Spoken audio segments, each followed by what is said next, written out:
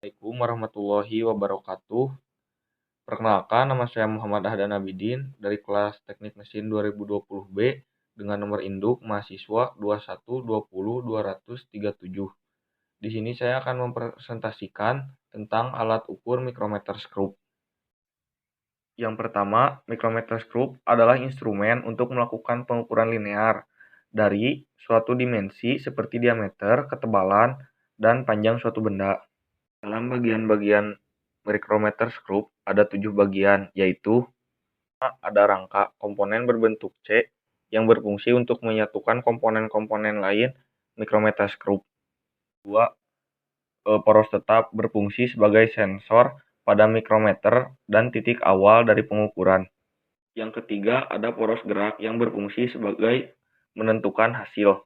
Yang keempat, cincin pengunci, bagian yang berfungsi untuk mengunci penggerakan spindle agar tidak bergerak ketika akan membaca hasil pengukuran. 5.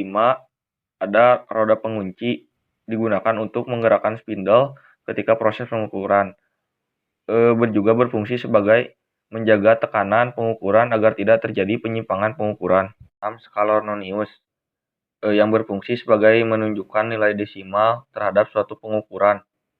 Yang terakhir, yang ketujuh, skala utama berfungsi untuk menyatakan ukuran utama dalam bentuk cm. Selanjutnya ada fungsi. Secara umum, fungsi mikrometer skrup ada 4, yaitu yang pertama, mengukur ketebalan suatu benda kerja yang sangat tipis seperti lempengan baja, aluminium, dan kertas. Yang kedua, mengukur diameter luar suatu benda yang kecil seperti kabel, kawat, dan lain-lain. Yang ketiga, mengukur garis tengah lubang benda yang berukuran kecil. Yang terakhir, yaitu mengukur kedalaman suatu lubang yang paling kecil, contohnya lubang pipa. Jenis-jenis mikrometer skrup. Yang pertama, ada mikrometer skrup manual.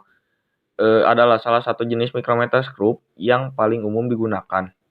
Skalanya terdiri dari skala utama dan skala Nonius. Sesuai dengan namanya, cara membaca pengukuran masih dilakukan secara manual dari petunjuk pengukuran yang ditulis pada alat. Ada mikrometer skrup digital. Mikrometer ini memiliki layar digital. Hasil pengukuran bisa langsung Anda lihat di layar tanpa harus menghitung secara manual. Mikrometer ini bisa meminimalisir resiko salah baca atau salah hitung.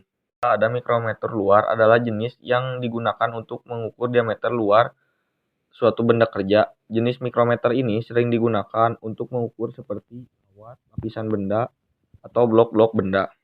4. Ada mikrometer dalam.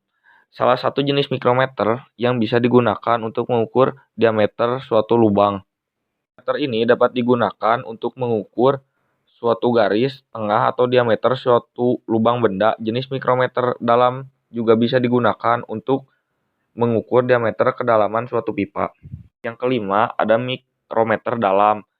Mikrometer ini paling sering digunakan untuk mengukur kedalaman dan ketinggian dalam suatu benda. Yang membedakannya dengan mikrometer dalam yaitu digunakan untuk ukur kedalaman suatu lubang, sedangkan mikrometer dalam hanya mengukur diameternya saja.